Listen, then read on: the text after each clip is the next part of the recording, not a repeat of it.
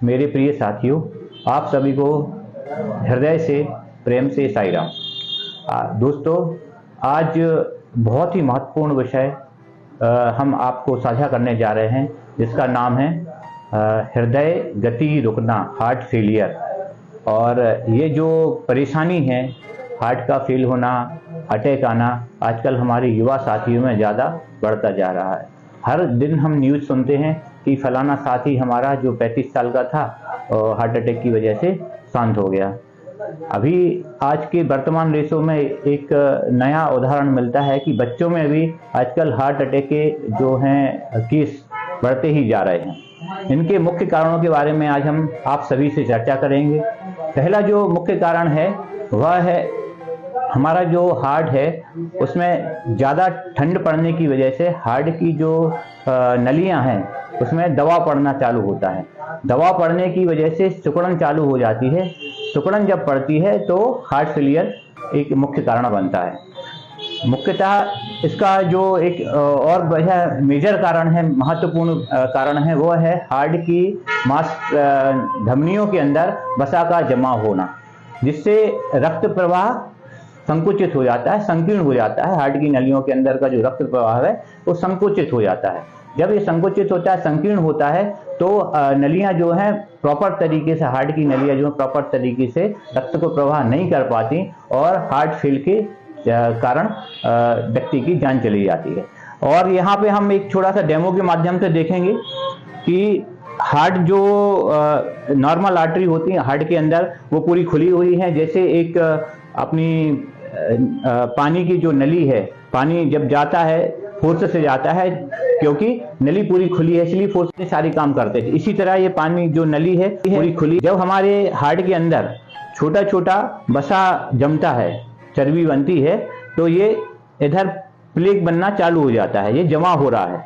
इसके बाद धीरे धीरे थोड़ा सा और ये हार्ट की जो धमनी है उसके अंदर आर्टरी में वसा का जमा थोड़ा और बढ़ जाता है। धीरे धीरे वसा का जमा इतना ज़्यादा हो जाता है कि हार्ट की सप्लाई, जो हार्ट के अंदर सप्लाई है, वो प्रॉपर खून की सप्लाई नहीं हो पा रही है। इससे हमारा जो है धमनी, जो हार्ट की जो है धमनी ब्लॉक में आती है, ब्लॉकेज हो जाता है। ब्लॉकेज होता है तो हमें हार्ट अटैक के जो है चांस बढ़ने चालू हो जाते हैं और धीरे धीरे व्यक्ति को हार्ट अटैक हो जाता है।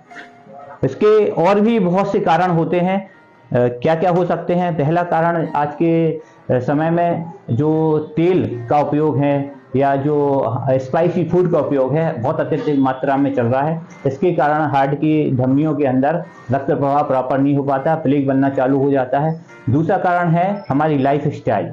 हमारी लाइफ स्टाइल, आज हम समय पे नहीं सो रहे हैं, समय पे हम भोजन नहीं कर पा रहे हैं। हम बहुत जल्दी बिना किसी वो उसके हमें कोई काम है तो हम फटाफट भोजन करते हैं। शांति से हम भोजन नहीं कर रहे हैं, शांति से हम पानी नहीं पी रहे हैं। हमारे दिमाग में सामने भोजन है और हम कुछ और सोच रहे हैं। मतलब हर चीज़ का जो प्रभाव है हमारे हार्ट की कोशिकाओं के मसल्स के अंदर पड़ता है। पहले ये ब्रेन में जाता है, ब्रेन से जाता है फिर हार्ट में। इसकी वजह से हार्ट अटैक के कारण व्यक्ति शांत हो जाता है। इसको रोकने के उपाय क्या करना है और इसके लक्षण क्या हो सकते हैं, उनके बारे में भी हम चर्चा करते हैं। सबसे पहले हम बात करते हैं लक्षण क्या हो सकते हैं। जब व्यक्ति को हार्ट अटैक आता है तो उसका जो चेस्ट है, छाती है, भारी होने लगती है। इसमें हार्ट बीट है, जो हृदय की धड़कन है, बहुत तेजी से सुनाई देने लगती है। हार्ट बाउंस होने लगती है और हार्ट की जो पल्स है, पल्स जो है हम देखेंगे बहुत तेजी से चलती है। और एक और जो है हमें धीरे धीरे बेहोशी आना चालू हो जाती है, धीरे धीरे हमें पसीना आना चालू हो जाता है। और लेफ्ट साइड, हार्ट तो हमारा सेंटर में, लेकिन थोड़ा सा लेफ्ट हैंड की तरफ, हाथ की तरफ दर्द ज़्यादा होना चालू होता है। दर्द के साथ कई बार झिंझनीपन और खिंचाव भी महसूस होने लगता है, पसीना भी आने लगता है। इसके हम लक्षणों को इस तरीके से पहचान सकते हैं। इसके जो है हम और सामान्यतः कैसे हम अपने हृदय हमारा अच्छे से काम कर रहा है कि नहीं, एक छोटी सी हम टेस्टिंग कर सकते हैं अपनी। कैसी टेस्टिंग कर सकते हैं? हम पहले आराम से पैदल चलते हैं 3 मिनट लगभग, घड़ी के देख के, फिर हम धीरे धीरे हम उसको स्पीड को बढ़ाते हैं। 3 मिनट थोड़ा सा हम तेजी से चलेंगे, फिर 3 मिनट हम थोड़ा और दौड़ेंगे, इससे हमारा, यदि हमें पसीना आने लगता है, हम बहुत ज़्यादा थक जाते हैं, तो हम हार्ट की अपनी जांच करा सकते हैं।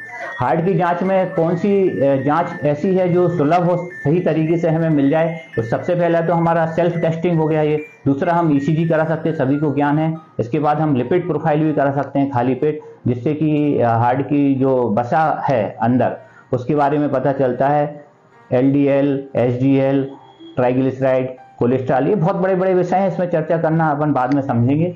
और आजकल एक एडवांस जांच भी होने लगती है, जिसको हम एपोलिपोप्रोटीन ए और एपोलिपोप्रोटीन बी बोलते हैं। इसका हम टेस्ट करा सकते हैं। ये बहुत सी जो है लैब पैकेज के माध्यम से उपलब्ध कराती हैं। यदि हमारी कई बार लिपिड भी नॉर्मल बनी रहती है, लेकिन हार्ट अटैक हो जाता है, ये कई बार सामान्यतः देखने को मिलता है। इसके लिए हम जानकारी के लिए एपोलिपोप्रोटीन ए, जो कि जांच वंशानुगत होती है, यदि हमारे परिवार में किसी को हार्ट अटैक के चांस है, तो एपोलिपोप्रोटीन ए आपको सामान्यतः खून की जांच में बड़ा मिलेगा। और दूसरी जांच होती है एपोलिपोप्रोटीन बी। यदि हमारा लिपिड सामान्यतः क्लियर है, सही है, लेकिन इसके बाद भी हमें परेशानी हो रही है, तो एपोलिपोप्रोटीन बी आपको आपकी खून की मात्रा में बढ़ा हुआ मिलेगा, जिससे आपको पता चलेगा कि हमें जो है हार्ट अटैक के चांस हो सकते हैं। एपोलिपोप्रोटीन बी उन लोगों की बढ़ता है जिनको डायबिटीज की शिकायत है, जिनको मोटापा है, जिनको और कई अन्य बीमारियां हैं, उसमें एपोलिपोप्रोटीन बी बढ़ा हुआ मिलेगा। लेकिन आपको लिपिड, कोलेस्ट्रॉल आपको नॉर्मल मिलता रहेगा। इसलिए एपोलिपोप्रोटीन ए और बी की जांच भी आप मुख्यतः करा सकते हैं। और साथ में ये हम चर्चा कर रहे हैं कि आप कौन से टेस्ट हैं, फिर हम चर्चा करेंगे होम्योपैथी में जो है हार्ट की बीमारी का बहुत कारगर इलाज उपलब्ध है। इसके लिए सबसे पहले हम चर्चा करेंगे दवाई के लिए एकोनाइट 200। इसमें होम्योपैथी में एक दवाई की पोटेंसी का बहुत बड़ा खेल होता है। पोटेंसी मतलब पावर। एकोनाइट 200 जो है, किसी भी पेशेंट को जिसको हार्ट गति मतलब हृदय गति रुकने का या हार्ट फेलियर का या हार्ट अटैक का डर लगता है, उसके लिए मन में भय उत्पन्न हो जाता है, इसके लिए एकोनाइट 200 बहुत कारगर सिद्ध होती है। एकोनाइट जो दवाई है, इसके मुख्यतः लक्षण होते हैं एंजाइना पेक्टोरियलिस। ये क्या होता है? ये एंजाइना का जो दर्द होता है, हमारी बाईं छाती की जगह से सीधा लेफ्ट हैंड में नीचे तक जाता है। ये एंजाइना का पेन होता है। इसके साथ साथ इसमें बेहोशी आना, पसीना आना और तेजी से दर्द होना, ये लक्षण मिलते हैं। और जब हम अपनी जो नाड़ी है उसको देखेंगे, तो नाड़ी हमें थोड़ा सा तेज मिलेगी, और ज्यादा कुछ नहीं तो हम अपनी कैरोटिड आर्टरी को भी फील कर सकते हैं, वो बाउंस करेगी, जंप करेगी। इससे हम समझ सकते हैं कि हमारे जो हृदय है वो सामान्य तरीके से काम नहीं कर रहा है। इसके लिए हम एकोनाइट 200 ले सकते हैं, और ज्यादा आपको परेशानी है, आप अपने डॉक्टर की सलाह जरूर लें। तो एकोनाइट 200 के डोज जो हैं, वो कम से कम आपको ऐसी कंडीशन में 3 बार तो रिपीट करना ही है। फर्स्ट डोज, इसके बाद 15 मिनट 15 मिनट बाद दूसरा डोज, 15 मिनट बाद तीसरा डोज, 3 डोज आपको लेना ही है। इसके साथ एक बहुत अच्छी दवाई जो है, जिसको अपन बोलते हैं होम्योपैथी में क्रेटेगस मदर टिंचर, क्यू भी बोलेंगे। क्रेटेगस जो है वो आपके लिए हार्ट की धमनियों में वसा घोलने का काम कर